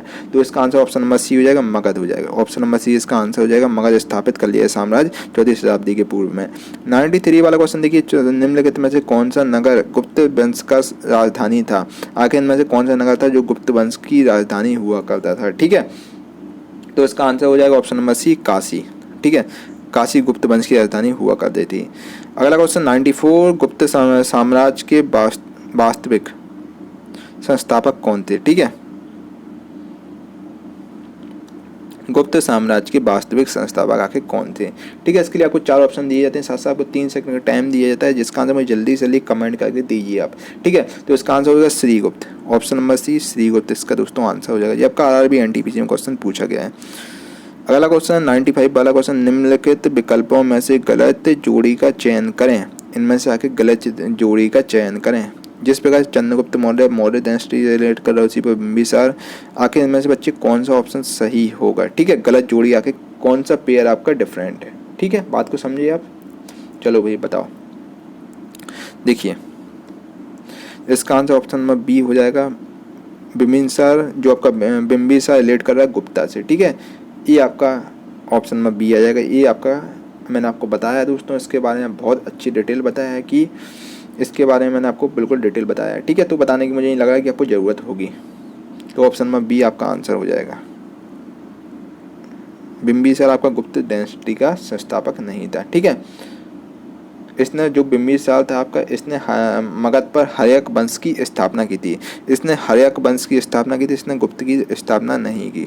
कनिष्क ने कुशार वंश की, राजा ने चोल वंश की, जबकि चंद्रगुप्त मौर्य ने मौर्य मतलब डायनेस्टी की स्थापना की। ठीक है, मौर्य साम्राज्य की स्थापना की, जबकि बिंबिसार था उसने आपकी हर्यक वंश की स्थापना की थी, इसने गुप्ता की नहीं की। तो ऑप्शन नंबर बी इसका आंसर हो जाएगा। ठीक है भाई, चलिए अगले क्वेश्चन में चलते हैं बिना देर किए हुए। 96 वाला क्वेश्चन, गुप्त काल के दौरान चीन के किस यात्री ने भारत का भ्रमण किया। गुप्त काल के दौरान आखिर चीन के आखिर कौन सा यात्री था जिसने भारत का आखिर यात्रा की, भारत का भ्रमण किया। ठीक है, तो इसका आंसर हो जाएगा फाहियान। फाहियान एक चीनी यात्री था जिसने भारत का भ्रमण किया गुप्त काल के दौरान। ठीक है, फाहियान इसका आंसर हो जाएगा। चलिए भाई, यहाँ से हमारे गुप्ता डायनेस्टी खत्म होती है। ठीक है भाई, जितने एक क्वेश्चन दोस्तों अभी गुप्ता डायनेस्टी में क्वेश्चन पूछे गए हैं, गुप्ता डायनेस्टी में क्वेश्चन पूछे हैं, गुप्ता और पोस्ट गुप्ता एम्पायर में क्वेश्चन ये पूछे गए हैं। अब हम बात कर रहे हैं आपसे चोल, चालुक्य और पल्लव और संगम, जितने ये वंश हैं इन सब के बारे में क्वेश्चन जितने पूछे गए हैं वो आपसे सब डिस्कस कर रहे हैं। ठीक है भाई, 97 वाला क्वेश्चन है, डैश 7वीं और 8वीं सदी में बहुत शक्तिशाली हो गए और कांचीपुरम उनकी राजधानी थी। आखिर कौन से राजा थे, मतलब कौन सा साम्राज्य था जो 7वीं और 8वीं सदी में बहुत शक्तिशाली हो गया और कांचीपुरम उनकी राजधानी थी। तो वही कौन सा थे। तो इनका आंसर हो जाएगा दोस्तों ऑप्शन नंबर ए, पल्लव जो। ठीक है, इसका आंसर आपका हो जाएगा पल्लव। पल्लवों की राजधानी दोस्तों पल्लवों की राजधानी कांचीपुरम थी। ठीक है, और बहुत शक्तिशाली हो गए थे पल्लव। तो ऑप्शन नंबर ए इसका आंसर हो जाएगा। चलिए 98 वाला क्वेश्चन देखिए, पांडव वंश की राजधानी थी। तो पांडव वंश की राजधानी क्या थी। जल्दी जल्दी इसका आंसर दोस्तों कमेंट करके बताइए क्या आपका हिसाब से आंसर होना चाहिए। तो दोस्तों देखिए, तमिलनाडु था आपका, तमिलनाडु का इतिहास में मुख्य रूप में 3 राजवंशों में था। जो तमिलनाडु का साथ टीएन का जो इतिहास था मेन रूप से वो 3 लोगों में था। ठीक है, चोल, चेर और पांड्य वंश में। ठीक है, तो पांड्य राजवंश का साम्राज्य तमिलनाडु तक में फैला था। ठीक है, तमिलनाडु दक्षिण पूर्वी छोर पर जो आपकी बेल्लारी नदी थी वहाँ तक इनका फैला हुआ था। तो पांडव जो इनकी राजधानी क्या हुआ करती थी, राजधानी इनकी तमिलनाडु में मदुरई हुआ करती थी, मदुरई इनकी राजधानी हुआ करती थी। ठीक है, पांडव वंश की राजधानी थी मदुरई। तो ऑप्शन नंबर ए सी टिक कर लो, मदुरई इसका सही आंसर हो जाएगा। ये आपका ग्रुप डी में दोस्तों क्वेश्चन पूछा गया 1/10/2018 को। अगला क्वेश्चन है, ने मदुरई के आसपास के क्षेत्र पर शासन किया और 13वीं शताब्दी में सर्वोच्च प्राप्त किया। दोस्तों जैसे कि मैंने आपको बताया हुआ है, पांड्य वंश के बारे में मैंने आपको बहुत अच्छे से बताया है। ठीक है, तो इसका आंसर पांड्य हो जाएगा। ठीक है, पांड्य ने ऑब्वियसली पांड्य मदुरई में रहेंगी राजधानी, तो मदुरई में इन्होंने शासन किया था, तो इसका आंसर हो जाएगा option number D Pandya. Pandya ने मदुरई के आसपास के क्षेत्र पर शासन किया और उनकी 13वीं शताब्दी में सर्वोच्चता प्राप्त की। ठीक है, चलिए 100वां क्वेश्चन देखिए। अब आप देखिए दोस्तों, वीडियो कैसा लगा कमेंट करके जरूर बताओ। 100वां क्वेश्चन देखिए, पूर्व चोल राजाओं में से किसे सबसे महान माना जाता है। पूर्व चोल राजाओं में से आखिर किसको सबसे महान राजा माना जाता है। ठीक है भाई, आखिर पूर्व चोल राजाओं में आखिर सबसे महान राजा कौन हुआ करता था। ठीक है, तो इसका आंसर दोस्तों हो जाएगा करिकाल। इसका आंसर हो जाएगा ऑप्शन नंबर सी, करिकाल जो राजा थे सबसे महान राजा कहलाते थे। जो आपके चोल राजाओं में सबसे महान राजा थे करिकाल। आपको पता होगा दोस्तों कि चोलों की प्रारंभिक राजधानी थी उत्तरी मंगलूर थी। ठीक है, और इनके सबसे महाराजा हुआ करते थे करिकाल। ठीक है जी, आपका एनटीपीसी 16/4/2016 क्वेश्चन पूछा गया है। चलिए दोस्तों, जैसा कि आपको पता है वीडियो के लास्ट में मैं आपसे एक क्वेश्चन पूछता हूँ, इसका आंसर मुझे कमेंट बॉक्स में आप देते हैं। ठीक है, दोस्तों देखिए, कौन कितने दूध और कौन कितने पानी में देखते हैं आज का प्रश्न। आज का प्रश्न, दिल्ली में जामा मस्जिद किस भारतीय बादशाह के शासनकाल में बनाई गई थी। देखिए, जामा मस्जिद आके कौन से भारतीय बादशाह के शासनकाल में बनाई गई थी। पहला ऑप्शन है आपका हुमायूं, दूसरा बाबर, तीसरा औरंगजेब, फोर्थ शाहजहां। आके जो आपकी जामा मस्जिद आके किसके शासनकाल में बनाई गई थी। ठीक है, इसका आंसर दोस्तों आप कमेंट बॉक्स में देंगे, देखते हैं कौन कितने दूर और कौन कितने पानी में है। ठीक है, और दोस्तों वीडियो कैसा लगा कमेंट करके जरूर बताएं। देखिए, मैंने आपको 100 क्वेश्चन बता दिए हैं। ठीक है, 100 में आपके कितने क्वेश्चन सही हैं कमेंट करके बताइए। देखिए, 100 में आपके 80 क्वेश्चन सही हैं, यहाँ से 70 क्वेश्चन सही हैं, यहाँ पे 60 या फिर 95 प्लस हैं, तो दोस्तों बहुत अच्छी बात है, आपको घबराने की जरूरत नहीं है। आपकी जीएस में अच्छी, आप इतने क्वेश्चन आप प्रैक्टिस करें, आपके लिए मोर देन सफिशिएंट। आपको कहीं भटकने की जरूरत नहीं है, आपको सब कुछ इंपॉर्टेंट क्वेश्चन यहाँ पर चीज़ें कराई जा रही हैं। ठीक है, और इसके अलावा हमारा आगे सेशन आने वाला है, जिसमें मैं आपको अगर आप एसएससी की तैयारी करें, जिसमें हम 10,000 आपके एसएससी के लिए क्वेश्चन पूछेंगे, जो आप CHSL, MTS, ग्रुप डी, जितने भी important exam, group D sorry तो रेलवे का था। देखिए, SSC, CHSL, CHSL हुआ, CGL हुआ, CPO हुआ, आपका स्टेनो हुआ, MTS हुआ, और भी जितने SSC के एग्जाम होते हैं, JEE वगैरह के जितने इंपॉर्टेंट क्वेश्चन जो आपके प्रीवियस ईयर पिछले साल क्वेश्चन पूछेंगे, वो आपको सब 10,000 प्रीवियस ईयर क्वेश्चन सीरीज चला रहे हैं, वो भी आप देख सकते हैं। बुक लाइव सेशन भी हम आपको डेली करा रहे हैं। दोस्तों, अगर अभी तक आपने चैनल को सब्सक्राइब नहीं किया, चैनल को सब्सक्राइब जरूर कर लेना, बगल में बेल आइकन जरूर दबाना, सो दैट आपसे वीडियो कोई भी मिस ना हो सके, तभी आपका नोटिफिकेशन आएगा। तो चैनल के सब्सक्राइब करने का बेल आइकन नहीं दबाएंगे। ठीक है, तो सब्सक्राइब करने का बेल आइकन जरूर दबा लेंगे, आप चाहते हैं आपको वीडियो ऐसे ही मिलती रहे। दोस्तों, वीडियो कैसा लगा लाइक करके जरूर बताएं, लाइक जरूर करें, और वीडियो पे कमेंट करके जरूर बताएं। अच्छा लगा तो अच्छा कमेंट करें, बेकार लगा हो तो बेकार कमेंट करें, सो दैट इसमें मैं कुछ इंप्रूवमेंट कर सकूं। और इस वीडियो कम से कम एक व्हाट्सएप ग्रुप में जरूर शेयर करना दोस्तों, क्योंकि ज्ञान बांटने से बढ़ता है। ऐसे ही शेयर करेंगे तभी दोस्तों, देखिए आप जितनी शेयर करते हैं उससे मोटिवेशन मिलता है, आगे आप लोगों की वीडियो बना पाता हूँ। अगर आप चाहते हैं आपको मैं सीरीज कंटिन्यू करा सकूँ, तो वीडियो को ज़्यादा से ज़्यादा शेयर करना है। ठीक है, आपको दोस्तों मैं पेड कोर्स का कंटेंट सब कुछ फ्री ऑफ कॉस्ट दे रहा हूँ। ठीक है, चलिए दोस्तों, मिलते हैं अगली वीडियो में। तब तक के लिए thank you for watching this video. आपका दिन शुभ हो। जय हिंद, जय भारत।